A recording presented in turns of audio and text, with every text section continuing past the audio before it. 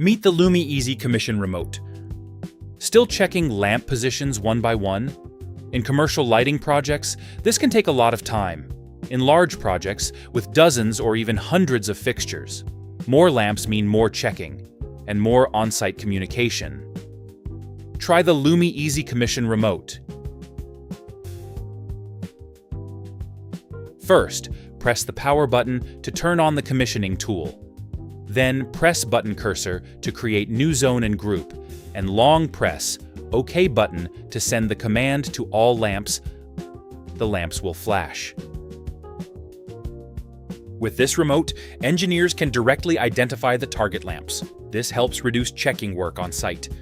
By the way, you can also use the remote to configure sensor settings directly for the lamp.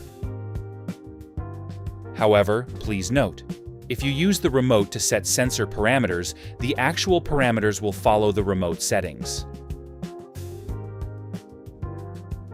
This remote can also sync the lamps to the LumiEasy app.